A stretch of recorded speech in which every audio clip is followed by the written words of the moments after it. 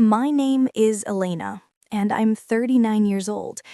I never imagined I'd be the kind of woman who tells a story like this, but life doesn't always ask for permission before it breaks you. I met my husband, Mark, when I was 24. He was charming in a way that made everyone around him feel special. And back then, I thought that was a good thing. We got married 2 years later, and for a long time, I believed we were happy. Or maybe I just wanted to believe it so badly that I ignored everything else. The first time I felt something was wrong was on our 10th anniversary. He forgot. He came home late, smelling like a woman's perfume I didn't wear. When I asked him where he'd been, he said work ran late and hugged me like he was trying to hide inside my forgiveness. I let it go. I told myself I was being dramatic.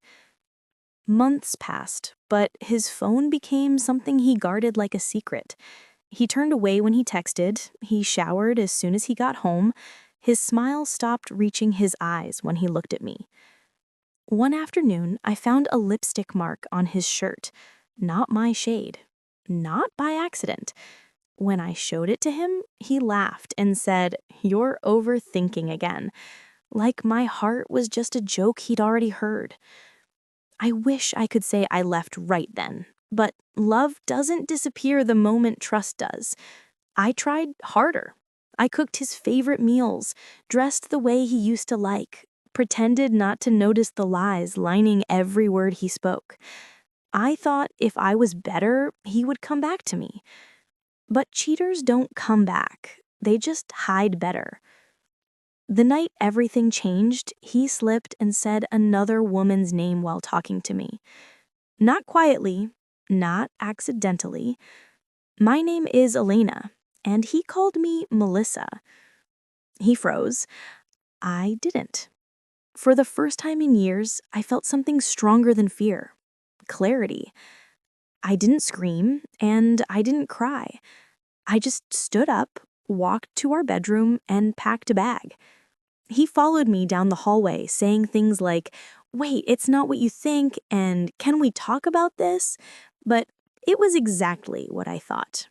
And no, we couldn't. I left the house that night with a single suitcase and a heart full of silence. I slept on my sister's couch for the first week, and every morning I woke up expecting regret to strangle me. It never came. What came instead was peace, slow, quiet, and unfamiliar. I started walking in the mornings. I started eating at the table instead of the couch. I started breathing like my lungs were mine again. It's been 8 months now. I have my own place. I rearranged the furniture 3 times before it felt like home. Some nights, I remember the way he used to look at me, and it still hurts. But now the hurt doesn't own me. If you've ever loved someone who lied to you, you know the kind of pain that doesn't show on your skin. But leaving him didn't break me. Staying did.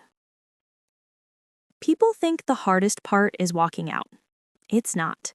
The hardest part is waking up the next morning and realizing you don't know who you are without the person who broke you. The first time I went grocery shopping alone, I stood in the cereal aisle for 10 minutes because I didn't know what I liked anymore.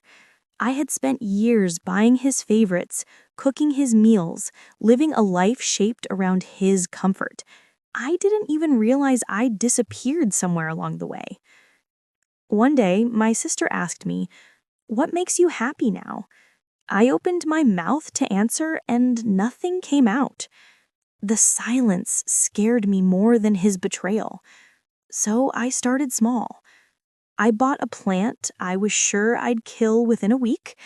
I painted my nails a color he once said didn't suit me. I went to a cafe alone and sat by the window without pretending to check my phone. And somewhere in between burnt toast and late night tears, I started to feel something I hadn't felt in years. Myself. One afternoon, I got a message from him. Just 5 words. "Can we talk?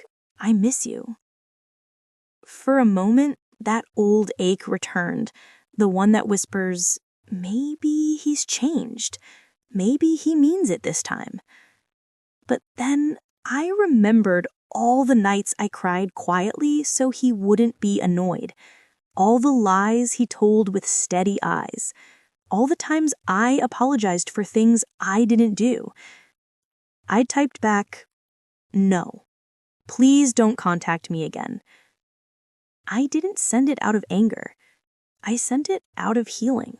That night, I sat on my balcony with a cheap blanket and a cup of tea, watching the streetlights flicker on one by one. The world felt different. Not kinder, but clearer. I wasn't waiting for someone to choose me anymore.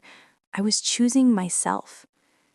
You don't realize how heavy someone was until you stop carrying them. And the beautiful thing about starting over, you get to decide who you are this time.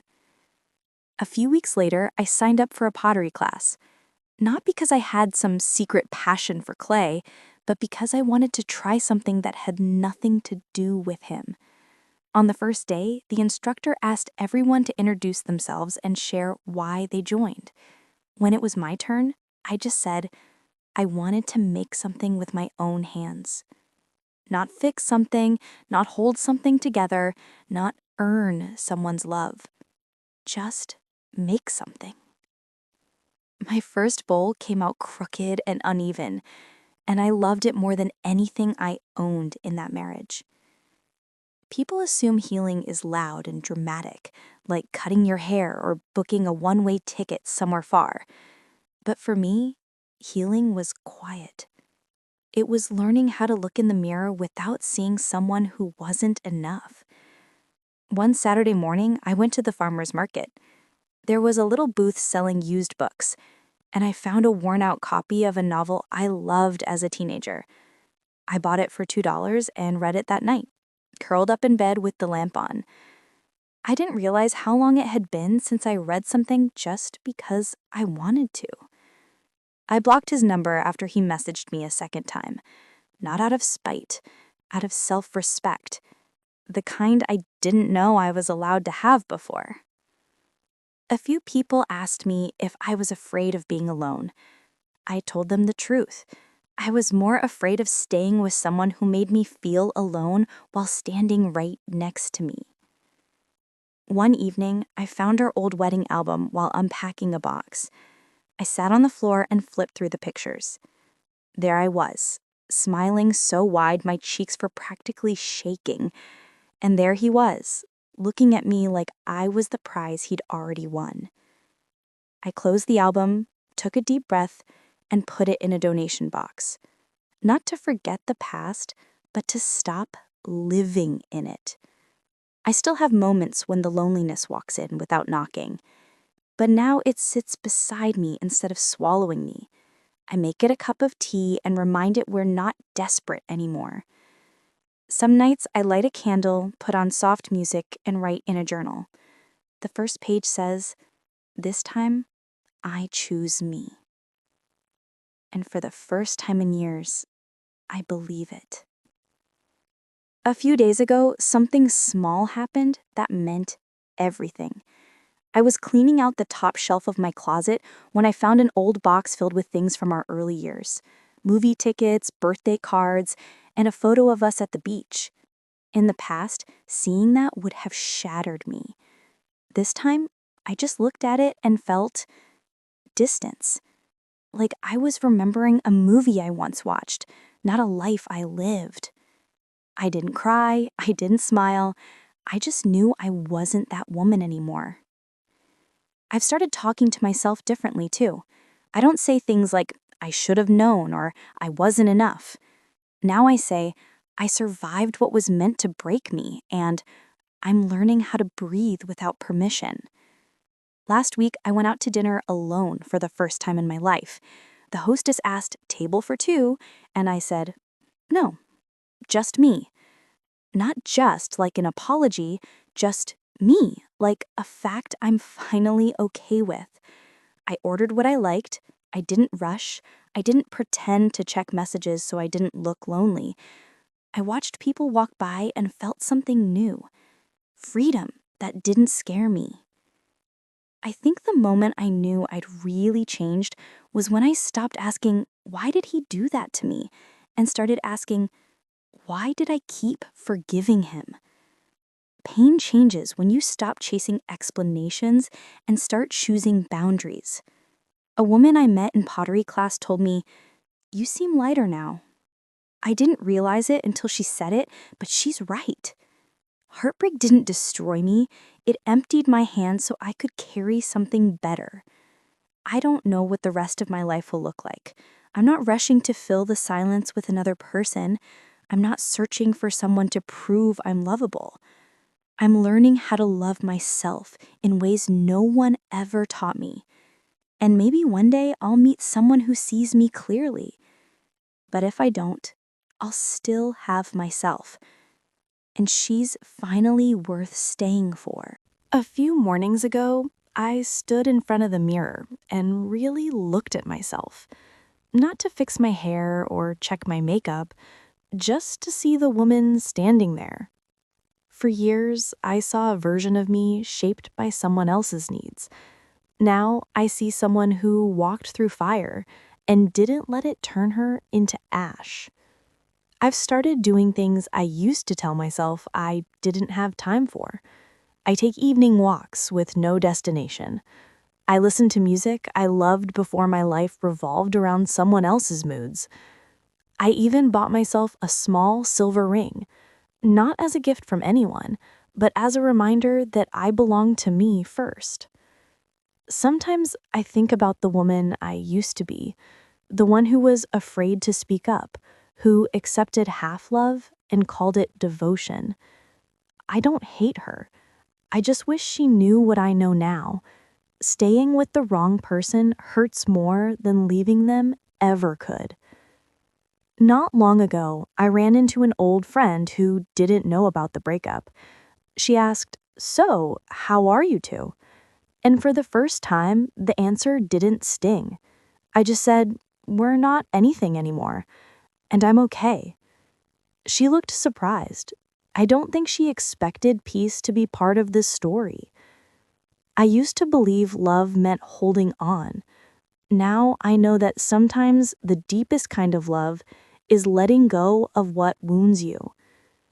And maybe the most powerful sentence a woman can ever say is, "I'm not going back."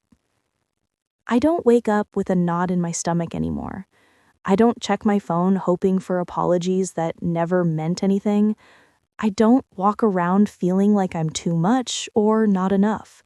I just exist, without shrinking, without begging, without pretending. Healing didn't come in one moment. It came in pieces. A quiet morning, an unanswered message, a meal alone, without shame, a night without tears. It came when I stopped waiting for closure from someone who only gave me chaos. One day, I realized something simple but life-changing. He didn't break me. I broke free. I'm not angry anymore. I'm not waiting for karma or explanations. I'm just done carrying what was never mine to hold. If you're listening to this and you've been where I've been, if you've loved someone who lied to you, used you, or made you feel invisible, please hear me when I say this. You don't have to stay. You don't have to prove your worth to someone who can't see it. You don't have to keep setting yourself on fire to keep someone else warm. Leaving isn't failure. Sometimes it's the first breath of your new life. If this story touched your heart, stay with us for more stories just like this. Stories of pain, strength, healing, and starting over. You're not alone, and your story matters too.